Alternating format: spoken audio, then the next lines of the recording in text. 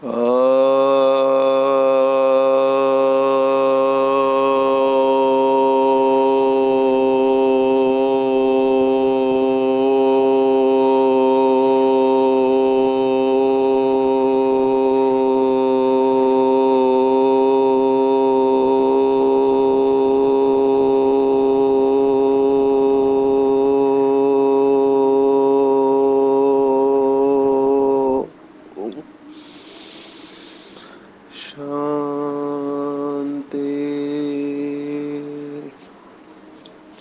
आज 14 अप्रैल 2022 भारत में सद्गुरुवार है।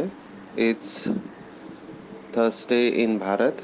आज की मुरली का जादुई रहस्य स्वयं को प्रेरणा देने के लिए magical secrets of today's Murli for motivating the self.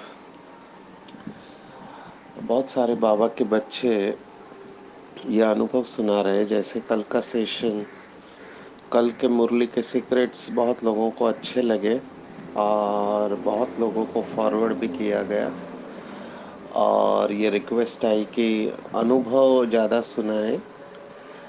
तो इससे ये पता चलता है कि अनुभवों का प्रभाव ज़्यादा होता है और अनुभवों से प्रेरणा मिलती है श्रेष्ठ कर्म करने की।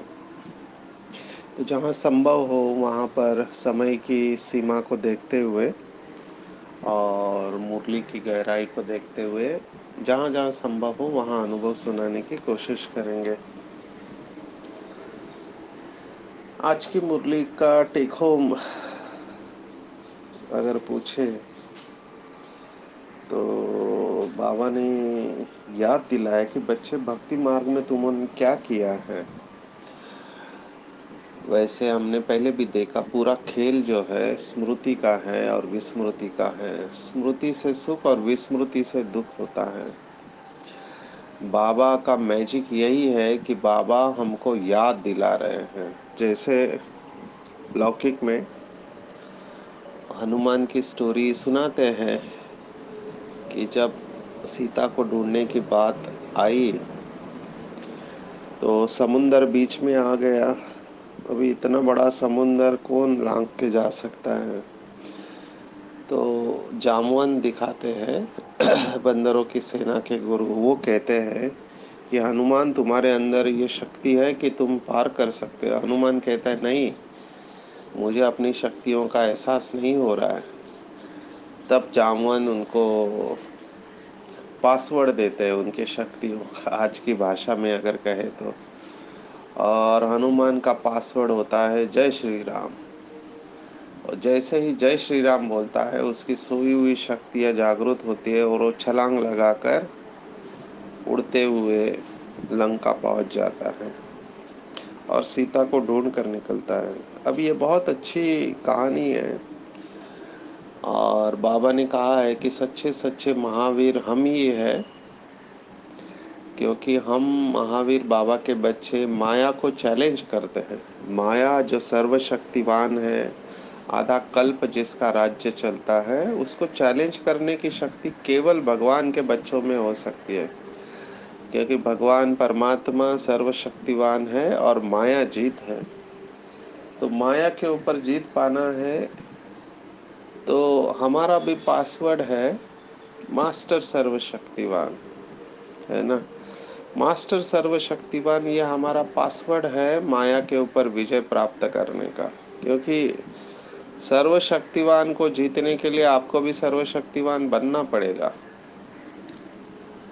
तो बाबा ने आज की मुरली में, वैसे सभी मुरलियों में बाबा याद दिलाता है हमको हमारा पासवर्ड।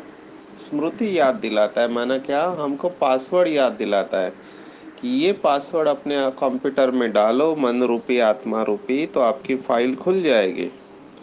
और बाबा ने बहुत बार कहा हुआ है कि पूरा खेल जो है वो मर्ज और इमर्ज का है। पुराने संस्कारों को मर्ज करना और नए संस्कारों को इमर्ज करना।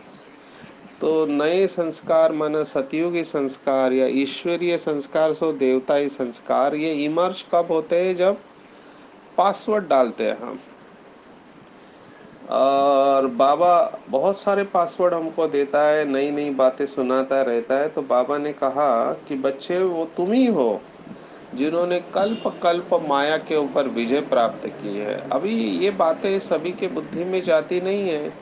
जिनकी बुद्धि इन बातों को स्वीकार करती है, वो श्रेष्ठ कर्म करके उच्च पद प्राप्त कर रहे हैं। बहुत सारे भाई बहनों का काउंसलिंग करते समय एक बात स्पष्ट रूप से सामने आती है। वो कहते हैं स्वमान तो बहुत बड़ी बात होती है, हमारे कर्म उतने श्रेष्ठ नहीं है, हमारे संकल्प श्रेष्ठ नहीं है, बोल श्रेष्ठ नहीं है, कर्म श्रेष्ठ नहीं है, तो हम कैसे कहें कि हम महान आत्माएं हैं। तो इसके लिए हम महान नहीं है माना। आप सोचो कितनी विडंबना है कि स्वयं भगवान जो हमारा आदि मध्य अंत जानता है, वो कह रहा है कि बच्चे तुम ही हो। और हम कह रहे बाबा को कि बाबा नहीं नहीं, वो मैं नहीं हूँ करके। तो बहुत हंसने को आता है, रहम भी आता है कि बेचारे भगवान की बात को भी एक्सेप्ट नहीं करते हैं। माया की बात को एक्सेप्ट करेंगे, देहदारियों की बात को एक्सेप्ट करेंगे, स्वीकार करेंगे, लेकिन जो भगवान त्रिकालदर्शी है, जो छाती ठोक पीट कर कह रहा है कि बच्चे तुम ही हो जिन्होंने कल्प कल्प विश्व का राज्य भाग्य लिया, उसकी बात को एक्सेप्ट नहीं कर रहे हो। बहुत वंडर है। और इसी के ऊपर नंबर बनते हैं। जरा भी डाउट नहीं होना चाहिए कि हम थे, है या रहेंगे या नहीं रहेंगे। सॉरी, 100% कॉन्फिडेंस कि मैं वही आत्मा हूँ जिसने कल्प कल्प पहले विश्व का राज्य भाग्य लिया था, विश्व की सर्व आत्माओं का कल्याण किया था, प्रकृति को परिवर्तन किया था। तो मैं विश्व परिवर्तक, विश्व कल्याणकारी आत्मा हूँ। ये बातें संपूर्ण रूप से स्वीकार करनी चाहिए, क्योंकि कौन कह रहा है? स्वयं भगवान कह रहा है। तो बाबा याद दिलाता है। आज की मुरली में बाबा ने क्या याद दिलाया कि बच्चे, आपने मेरे साथ प्रतिज्ञा की थी भक्ति मार्ग में की, प्रभु जी जब आप आओगे हम आपके ऊपर बलिहार जाएंगे, आप जो बोलोगे मैं करने को तैयार हूँ, सिर्फ 1 सेकंड का दर्शन दे दो। देखो, ये बाबा याद दिला रहा है, क्योंकि बाबा को पता है ये मेरे बच्चे, इन्होंने बहुत भक्ति की है, बहुत शास्त्र पढ़े हैं, यज्ञ तप दान पुण्य सब किया है। और ये मेरे से कहते थे मेरी मूर्ति के आगे आके कि हे भगवान तुम कहाँ हो, हमारे सामने आओ, आप 1 सेकंड का दर्शन दे दो, आप जो बोलेंगे मैं करने को तैयार हूँ। अभी भगवान हमारी भक्ति को सुनकर हमारी इच्छा पूर्ण करने के लिए हमारे सामने आया है और कहता है चलो बच्चे, तुम ही कहते थे, अभी मैं तुमको कह रहा हूँ कि सुबह सुबह उठकर मुझे याद करो, अपने आप से बात करो कि अब ये नाटक पूरा हुआ।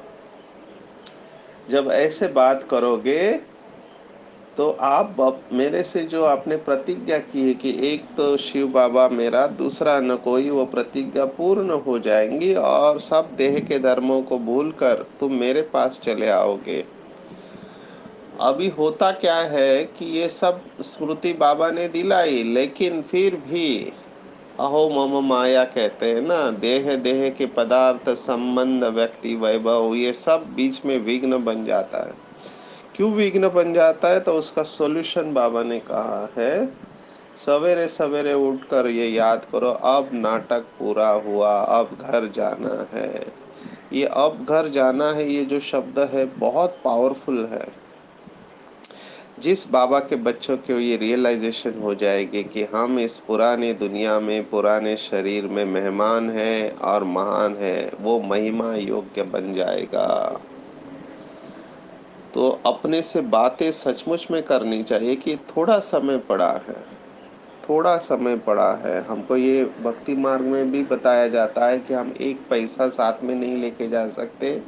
इवन जिस शरीर का इतना अभिमान है, सुंदर, शक्तिशाली, बुद्धिमान वगैरह, इस शरीर का जो भी अभिमान है, वो शरीर की एक पेशी भी साथ में नहीं लेके जा सकते, सब कुछ छोड़ना है। तो जिसको ये रियलाइजेशन है कि मैं मेहमान हूँ और महान हूँ, उसकी बुद्धि अपने आप डिटैच हो जाएगी। और जिसको ये रियलाइजेशन है कि मेरा तो सच्चा सच्चा केवल एक शिव बाबा है, बाकी कोई भी सदा काल का साथी नहीं है, टेम्पररी है बाकी सभी आत्माएं, है ना। लौकिक में कहते हैं सभी लोग मनुष्य तक आएंगे, लेकिन आपके साथ सच्चा साथी केवल परमात्मा है, जो मरने के बाद भी साथ देता है। जिस आत्मा को ये रियलाइजेशन है, उसकी बुद्धि अपने आप डिटैच हो जाएगी, वो कहीं डालेगा ही नहीं बुद्धि पुरानी दुनिया में, क्योंकि उसको ये समझ में आ जाता है कि पुरानी दुनिया माना दुख। फिर बाहर से कितना भी अच्छा हो, दुख ही मिलेगा आपको, सुख मिल ही नहीं सकता है, क्योंकि पतित दुनिया है ना, किसी का दोष नहीं है, दुनिया ही पतित है, तत्व पतित है, आत्माएं तमो प्रधान है, तो आपको सुख कहाँ से मिल सकता है? आपको तो केवल काम विकार ही मिलेगा अलग अलग शेड्स में, है ना। इस समय पूरी काम की सृष्टि है, पतित दुनिया माना काम की सृष्टि, अलग अलग कामनाएं आपको देहदारियों से मिलेंगे, जिसको आप दोस्त कहते हैं, अपने कहते हैं। एक्चुअली अपने कोई होता नहीं है, ये जो अपना अपना कहता है ये सब सपना है, ये माया का दिखाया हुआ सपना है। माया ऐसे ऐसे सपने दिखाते हैं, यहीं पर ऐसे लगता है कि हम बहुत सुखी हैं। ये माया के सपने हैं जो झटका देने वाले हैं, क्योंकि कोई भी देहदारी सदा काल के लिए आपको सुख नहीं दे सकता, देगा तो अल्प काल के लिए देगा। कोई भी देह की वस्तु आपको सदा काल के लिए सुख नहीं दे सकती, देंगी तो अल्प काल के लिए देंगे, है ना। कोई भी चीज पुरानी दुनिया को की आपको अतीन्द्रिय सुख का अनुभव नहीं करा सकती। अतीन्द्रिय सुख का अनुभव करने के लिए देह से डिटैच होना पड़े, और यहीं पर नंबर बन जाते हैं, यहीं पर खाता अटक जाता है। तो बहुत बहुत अपने आप से बात करनी है, बार बार अपने आप को याद दिलाना है कि बस अब ड्रामा पूरा हुआ, अब घर जाना है। जैसे मनमोहिनी दीदी का सुनाते हैं कि मनमोहिनी दीदी का ये स्लोगन था, अब घर जाना है, अब घर जाना है, अब घर जाना है। तो उनकी बुद्धि में ये रहा, और बाबा ने इसी के ऊपर फिर मुरली चलाई, ज्वाला रूप।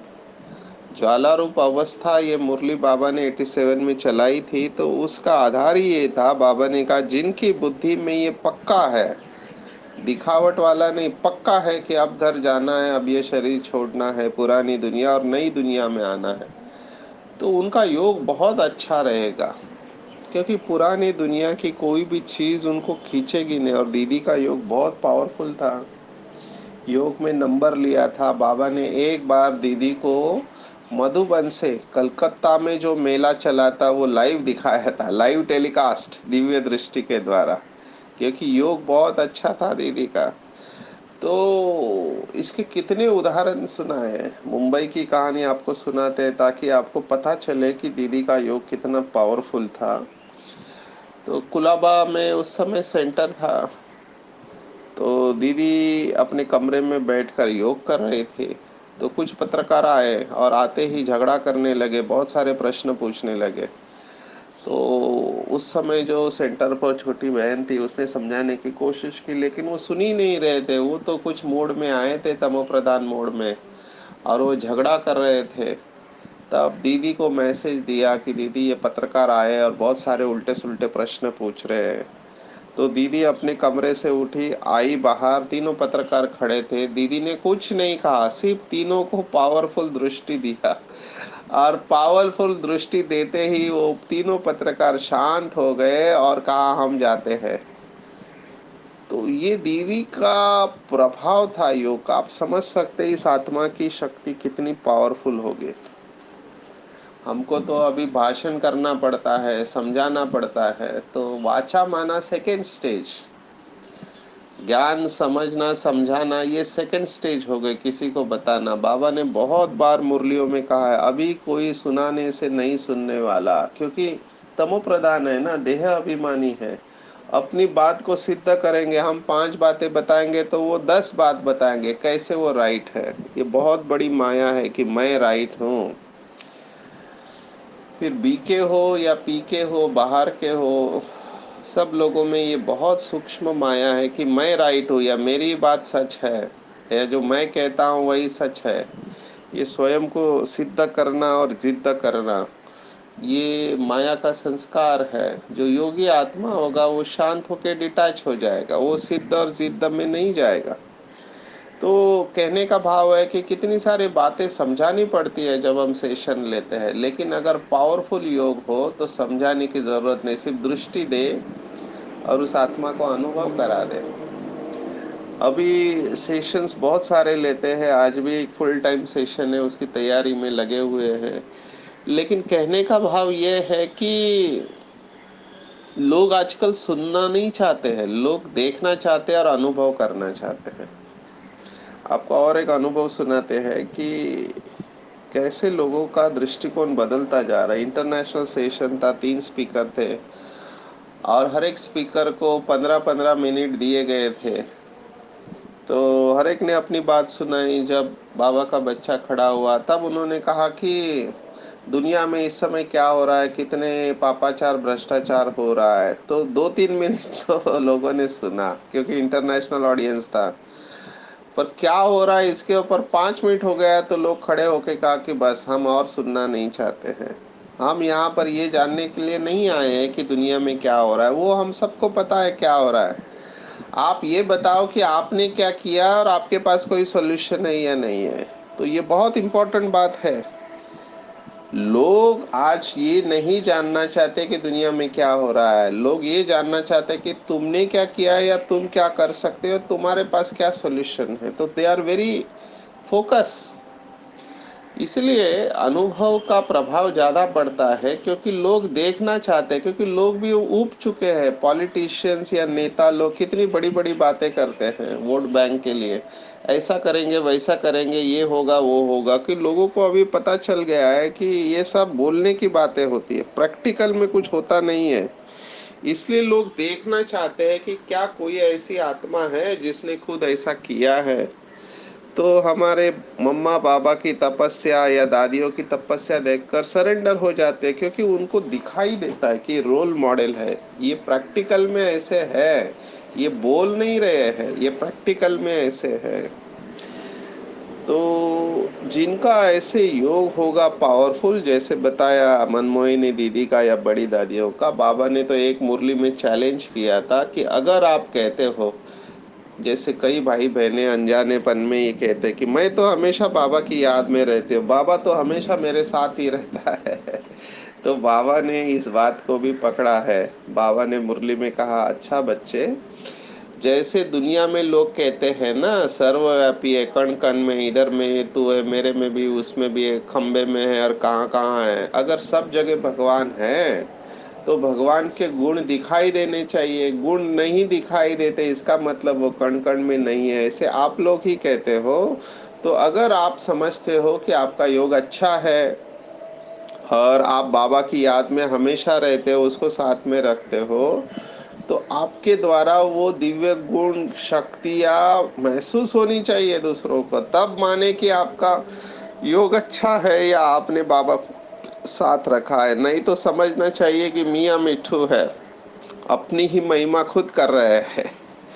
तो अपनी महिमा नहीं करनी चाहिए, ये भी एक प्रकार का सूक्ष्म अभिमान है कि मेरा योग अच्छा है। अगर हमारा योग अच्छा है तो साथ वालों को वैसी भासना आएगी, और अगर भासना नहीं आती है तो समझने का हमको अभी पुरुषार्थ करना चाहिए। बाबा ने एक मुरली में चैलेंज दिया कि सामने किसी को बिठा के दृष्टि दे के उसको अशरीरी कराओ, तब समझे कि आपका योग अच्छा है। अभी ऐसे कितने भाई बहने होंगे यज्ञ में जो सामने किसी को बिठाकर केवल दृष्टि दे और उसको अशरीरी करा दे। ये है योग की अवस्था, हमको यहाँ तक पहुंचना है। सचिन भाई ने तो ये अनुभव किया है दादियों के द्वारा कि दादी की, खास करके बड़ी दादी की ये स्टेज थी कि दृष्टि दे के अशरीरी, और इतना श्रेष्ठ अनुभव, और वो भी कुछ सेकंड का, केवल दृष्टि दिया और मैं अशरीरी हो गया। तो ये दादी की पावर थी, और वो भी इंचार्ज होते हुए, माना इतने बेहद के यज्ञ के कारोबार को संभालते हुए ऐसी अवस्था रखना बहुत बड़ी बात है। ये तभी हो सकता है जब आत्मा विदेही अवस्था में है। तो दादी ये स्टेज में थी जो बाबा कहते हैं, लेकिन बहुत काल का पुरुषार्थ उन्होंने किया, और जिसका योग इतना अच्छा है वही अपने घाटे के खाते को चुकत कर, है ना, सुख का खाता जमा करेंगे। जो अच्छा व्यापारी होता है ना, वो टोटल निकालता है। बाबा ने तो कहा 12 मास का, लेकिन ये 12 घंटे का नहीं, हर घंटे का टोटल निकालेगा कि मैं प्लस में हूँ या माइनस में हूँ, प्लस में हूँ या माइनस में हूँ। प्लस माना उड़ती कला, माइनस माना गिरती कला, ठहरती कला, है ना। ठहरती कला भी नहीं चाहिए, बाबा ने तो कहा चलती कला भी नहीं कहा, केवल उड़ती कला। उड़ो और उड़ाओ, अभी एक ही समय है, उड़ो और उड़ाओ। अगर उड़ते नहीं हैं और उड़ाते नहीं हैं तो समझने का कि फेल हो जाएंगे। I am underlying this word, it is not that easy. क्योंकि पेपर अचानक कहीं से भी आ सकते हैं, कब कौन सी बात पेपर बनकर आगे आएगी आपको पता नहीं चलेगा।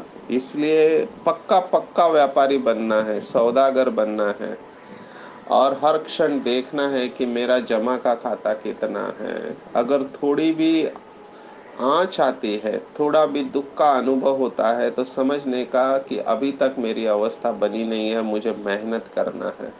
You must float all the time. Floating की स्टेज चाहिए। फ्लोटिंग समझते हैं? फ्लोटिंग माना उड़ते रहना चाहिए, चलते समय भी ऐसे नहीं लगना चाहिए कि पैर चल रहे हैं, मैं चला रहा हूँ। जिसको बाबा ने कहा डबल लाइट स्वरूप में स्थित रहो। थोड़ा भी बोझ नहीं चाहिए, न तन के ऊपर न मन के ऊपर, एकदम हल्कापन चाहिए और बेहद में वृत्ति चाहिए। और ये हो सकता है, किसका हो सकता है? तो उसके लिए आज बाबा ने एक बहुत सुंदर बैलेंस बताया है, बालक और मालक। पर्सनली ये मुझे बहुत पसंद है, क्योंकि इससे प्रॉब्लम सब समाप्त हो जाते, खास करके संगठन में एक दूसरे के संबंध संपर्क में आते हैं। तो बाबा ने कहा तब ये इस श्रीमत को यूज करो। अभी इसको थोड़ा हम लौकिक एंगल से बताते हैं कि 16 कला संपूर्ण श्री कृष्ण की पर्सनालिटी जो बताई है शास्त्रों में, वो बालक और मालिक का बैलेंस दिखाया है। एक तरफ श्री कृष्ण का चरित्र दिखाया है, छोटा बच्चा है, माखन खा रहा है, मटकी फोड़ रहा है, खेल रहा है ना। तो बच्चा दिखाया एक तरफ, बाल कृष्ण कहते हैं उसको, और दूसरे तरफ महाभारत के युद्ध में पांडवों को गाइड कर रहा है ना, मार्गदर्शक बताया। तो मालिक बन के राय दे रहा है कि तुम अभी नहीं, अभी रुको, अभी ये करो, अभी ये करो। तो एक तरफ मालिक दिखा है, एक तरफ बालक दिखा है। ये श्री कृष्ण की पर्सनालिटी है। जो बाबा के बच्चे संगम युग पर बालिक और मालक का बैलेंस धारण करते हैं, वही सतयुग में 16 कला संपूर्ण बनते हैं और वर्तमान समय विघ्न विनाशक विश्व परिवर्तक बनते हैं। तो अभी इसको प्रैक्टिकली कैसे यूज करें? तो प्रैक्टिकल में देखा है कि जब संबंध संपर्क में आते हैं तो डिफरेंस ऑफ ओपिनियन होती है, ऐसा करना चाहिए या वैसा करना चाहिए। और संगठन में जब डिसीजन लेना होता है तो किसी को लगता है ऐसा होना चाहिए, दूसरे किसी को लगता है नहीं ऐसा होना चाहिए, तो डिफरेंस ऑफ ओपिनियन होते हैं। अभी यहाँ पर नाराजगी पैदा होती है क्योंकि कई लौकिक वाले मैनेजमेंट के एक्सपर्ट होते हैं। आपको एक अनुभव सुनाता हूँ कि एसएमएल करके कोर्स है, सेल्फ मैनेजमेंट लीडरशिप ट्रेनिंग। तो वो कोर्स जब 95 में चालू हुआ तो बहुत कंपनियों में चला, क्योंकि कंपनी के लिए बना था। तो गुजरात में वलसाड़ करके एक स्थान है जहाँ भारत के माजी पंत प्रधान मोरारजी भाई देसाई का स्थान है, वहाँ पे एक अतुल इंडस्ट्री करके कंपनी थी। उनके टॉप टीम को वो कोर्स रखा था। और एक छोटी बहन हमारी, आपने सुना होगा उनको, कि आदरणीय दीपा बहन जी, उस समय वो कोर्स करने के लिए उनके सामने खड़ी थी। अभी दुबली पतली है, बीकॉम किया है और ये सब मैनेजमेंट के पोस्ट ग्रेजुएट है, जनरल मैनेजर है। तब ड्रामा प्लान अनुसार देखो कैसा, वो कोर्स करने जाने वाली है, पहली बार वो कोर्स होने वाला था। तो फॉरेन के हमारे ब्रदर भी बैठे थे जिन्होंने इसको डिजाइन किया था, जिसको दादी जानकी ब्रह्मा विष्णु शंकर कहते, ब्रायन ब्रदर, लंदन से ब्रायन, मार्क और केन, ऐसे तीन भाई। उसमें से ब्रायन या और कोई भाई वहाँ पे बैठे थे, मुझे एग्जैक्टली याद नहीं आ रहा है क्योंकि काफी साल हो गए। तो उसमें से एक जीएम जो मैनेजमेंट का एक्सपर्ट है वो खड़े हो गए और उन्होंने कहा कि हम क्यों आपका सुने, हम मैनेजमेंट के एक्सपर्ट है, इतने साल से हम कंपनी को चला रहे हैं और आप हमको मैनेजमेंट क्या सिखाए, तो हम ये कोर्स नहीं करना चाहते, हम जाते हैं। ऐसे उसने शुरुआत में ही कहा। अभी कोर्स तो शुरुआत ही हो रहा था, तब एक भाई ने ऐसे कहा तो ये बहन सोचने लगी, उसको लगा कि ये वरिष्ठ भाई है बाबा के, वो कुछ बोलेंगे, तो वो कुछ नहीं बोल रहे। अभी इसने बाबा को याद किया और फिर इसके मुख से निकला कि ठीक है, आज आप लोग छुट्टी निकाल के आए, कम से कम आज का सेशन हम करते हैं, कल से आप नहीं करना। ऐसे उसने बाजी को पलट दिया। तो सभी ने कहा ठीक है, अभी आज आ ही गए तो कर लेते एक सेशन। और वो सेशन था चेंज के ऊपर, माना परिवर्तन के ऊपर, और वो चेंज गेम और चेंज के बारे में बहुत अच्छी बातें उसमें हैं। तो सभी को वो इतना अच्छा लगा कि सभी ने कहा नहीं, हम पूरा कोर्स करेंगे। तो सचिन भाई इस टीम को ट्रेनिंग देने के लिए वहां पर पार्टिसिपेट किया लंबे समय तक। तो याद आता है कि वहां पे टॉप टीम से नीचे तक हर एक व्यक्ति ने एसएमएल किया और वो कंपनी बहुत सहयोगी बने। और वहां पे बाबा का सेंटर भी खुला और सचिन भाई वहां मुरली पढ़ने जाते थे। तो कहने का भाव ये है कि देखो, अपोजिशन तो होती है लेकिन बालक सो मालक का बैलेंस है, वो आपको संपूर्णता तक लेके जाएगा। तो होता क्या है कि अभी सेंटर पर कोई डिसीजन लेना है, कोई सेवा करनी है, तो दीदी एक बात कहती है, स्टूडेंट दूसरी बात कहते हैं। और जो अनुभवी होते हैं वो सोचते हैं हमको तो पता है मैनेजमेंट का, बहनों को कहाँ पता है। तो वो कहते नहीं, जो मैं कहता हूँ वही होना चाहिए। तो और उनकी बात जो अगर मानी नहीं गई तो वो डिस्टर्ब हो जाते हैं, नाराज हो जाते हैं। तो बाबा ने कहा बच्चे, राय देते समय मालिक बनकर राय दो, लेकिन जब फाइनल हो तो बालक बन जाओ। अटैच नहीं रहो कि मेरी राय को क्यों नहीं सुना, मैं तो अनुभवी हूँ। फिर बाद में भले कुछ भी हो जाए, आपकी जिम्मेवारी नहीं है। क्योंकि बाबा ने बहुत बार कहा कि यज्ञ को चलाने वाला स्वयं भगवान है, वो निमित्त आत्माओं को टच करेगा कि क्या करना है। तो अगर निमित्त आत्माओं से गलती हो भी जाती है तो जिम्मेवार बाबा है। हमारा काम है मालिक बन के राय देना, फिर बालक बन जाना, जो हो वो अच्छा है। तो ये है फ्लेक्सिबिलिटी, इससे अवस्था बहुत अच्छी रहेगी और हमारे ऊपर सेक नहीं आएगा। तो बालक और मालिक इतनी छोटी सी बात नहीं है। ये डबल नशा निर्विघ्न बनाने वाला है। ऐसी आत्माओं को कोई भी विघ्न आ नहीं सकता। वो विघ्न विनाशक बनते, केवल अपने लिए नहीं लेकिन सभी के लिए। तो मालिक भी रहना है। बाबा हमेशा कहते हैं मालिकम सलाम। सो बच्चे बनते हैं बाबा के, तो बच्चे मालिक होते हैं। तो बच्चा भी बनना है और मालिक भी बनना है। और विशेष आज बाबा ने फिर से अंडरलाइन कराया कि भोजन करते समय वार्तालाप नहीं करना है। बहुत लोग भोजन को बात करने का ठिकाना बिठा बना देते हैं।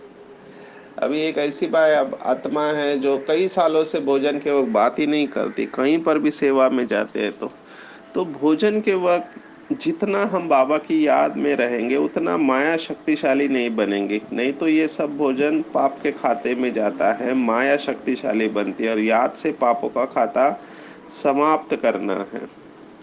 अपने आप से बार बार बात करना है कि अभी मुझे जाना है, अभी जाना है। डबल लाइट स्टेज में रहना है। जितना डबल लाइट स्टेज में रहेंगे उतना बोझ समाप्त हो जाएंगे। औरों को वैसे अनुभव होगा। आपको बता दें कि इतना खुशी होती है चलते समय, आप लाइट अवस्था में चलते हैं। पहले तो पैर नहीं चल रहे हैं, पैर आप शरीर से डिटैच होके चल रहे हैं। इस याद में आप चलते रहेंगे ना कि शरीर चल रहा है लेकिन मैं शरीर से अलग हूँ, तो थकेंगे नहीं। ये जो कुछ आत्माओं को थकावट होती है, हमारे पास एक आत्मा है, वो नींद भी टाइम पे करेगा, खाना भी टाइम पर चाहिए, आराम भी चाहिए। थोड़ा भी आराम कम हो गया तो वो थकता है, आज कहते थक गया है, हमेशा थका हुआ रहता है। तो वंडर लगता है कि इतना योग करता है, इतना टाइम पे खाना खाता है, सब कुछ टाइम पे है, तो थकता क्यों है। तो ये थकावट शरीर की नहीं, ये मन की थकावट है ना। तो इससे निकलने का तरीका है कि योग अच्छा होना चाहिए। जिसका योग अच्छा है वो थकते नहीं है, क्योंकि शरीर भी खींचता है ना। शरीर का इफेक्ट आता है। नहीं तो आप सोचो, ब्रह्मा बाबा इतने उम्र में कैसे निद्राजित बन गए, क्योंकि योग की शक्ति है ना, अथक और निद्राजित। ये तभी हो सकते हैं जब हमारे अंदर योग की पावर है। और प्रैक्टिकली आप यह अनुभव करो लाइट के कार में रहने का, दिन भर में चलते समय, फिरते समय, उठते समय, बैठते समय। जितना बाबा से सुख खींचते रहेंगे उतना धीरे धीरे जो परिस्थितियां हमको कठिन लगती है उसमें हम विजय प्राप्त करने लगेंगे। और हमारी अवस्था जितनी लाइट होंगी उतना कारोबार भी लाइट होते जाएगा। तो अपने आप को बिल्कुल हल्का छोड़ देंगे। सिर से लेकर पांव के अंगूठे तक संपूर्ण शरीर बिल्कुल रिलैक्स, रिलैक्स, लेट गो। मेरा शरीर हल्का होते जा रहा है, शांत और रिलैक्स। ध्यान दो, आंखों के बीच में बहुत काल का अभ्यास है। महसूस करेंगे कि मैं एक लाइट हूँ, इस शरीर के मालिक हूँ, इस शरीर में मेहमान हूँ और महान हूँ। परमात्मा भी एक लाइट है और वो सुप्रीम लाइट है, पतित पावन है। शिव बाबा की लाइट मेरे अंदर प्रवेश कर रही है और मैं डबल लाइट बनते जा रही हूँ। शरीर से बिल्कुल अलग महसूस कर रहे हैं। लाइट हाउस और माइट हाउस हूँ, मेरे द्वारा लाइट और माइट चारों तरफ विश्व में फैल रही है। शिव बाबा से लाइट आ रही है और मेरे द्वारा पूरे वायुमंडल पे फैल रही है। मैं लाइट का फरिश्ता हूँ, इस देह में अवतरित हुआ फरिश्ता। मुझसे लाइट और माइट चारों तरफ वायुमंडल में फैल रही है। जहां जहां तक ये लाइट पहुंच रही है, वहां वहां तक बाबा के प्रकंपन पहुंच रहे हैं और वो संपूर्ण वायुमंडल लाइट होता जा रहा है। मुझे अब पता चला है कि अब घर जाने का टाइम है। अपने सभी हिसाब किताब मैं चुप कर रहा हूँ। मेरा खाता अब क्लीन और क्लियर होता जा रहा है। सुख का खाता बढ़ते जा रहा है। सुख के सागर शिव बाबा की संतान, मैं आत्मा मास्टर सुख के सागर हूँ। सुख की लाइट मेरे द्वारा चारों तरफ फैल रही है। मैं बहुत सुखी आत्मा हूँ। मेरी सब मंगल मनोकामनाएं पूर्ण हो चुकी है। मेरे द्वारा हर आत्मा को सुख मिल रहा है। मेरे सभी काम अपने आप हो रहे हैं। मुझे हर बात में सफलता मिल रही है। मैं संतुष्ट हूँ, संपन्न हूँ। ओम शांति शांति शांति। सर्वशक्तिवान बाप हमेशा मेरे साथ है। उसका वरदानी हाथ मेरे सिर के ऊपर है। बाबा मुझे दृष्टि दे रहा है और कह रहा है कि बच्चे, तुमसे ही इनमें नूर है। बच्चे, तुमने ही प्रतिज्ञा की थी कि जब तुम आओगे भगवान, हम तुम पर वारी जाएंगे। तो बच्चे, मैं तुम्हें याद दिला रहा हूँ कि मैं आया हूँ। अब जैसे मैं कहता हूँ वैसे करो। अपने देह और देह के साथ सभी संबंधों पदार्थों को भूलकर मुझ एक की याद में रहो। अब घर जाना है बच्चे। अपना बोरिया बिस्तर समेट लो और तैयार रहो। हमेशा मेरी याद में रहो और सभी को सुख, शांति, प्रेम, आनंद के प्रकंपन फैलाते रहो। तुम्हारी विजय निश्चित है बच्चे, क्योंकि कल्प कल्प तुमने ये श्रेष्ठ पाठ नूंद किया है। बालिक और मालक बनके विश्व के दुख को, विघ्न को दूर करो। सदा डबल लाइट रहो। मेरा आशीर्वाद हमेशा तुम्हारे साथ है। मैं आत्मा बाबा से दृष्टि लेते हुए, मुस्कुराते हुए, खुश होते हुए बाबा को कह रही हूँ, हाँ बाबा, जैसा आप कहोगे वैसे ही होगा। मेरा बाबा, मीठा बाबा, प्यारा बाबा और दुलारा बाबा, सच्चा बाबा और अच्छा बाबा, दयालु बाबा, कृपालु बाबा, वाह बाबा, शुक्रिया बाबा, शुक्रिया। अच्छा, ओम शांति।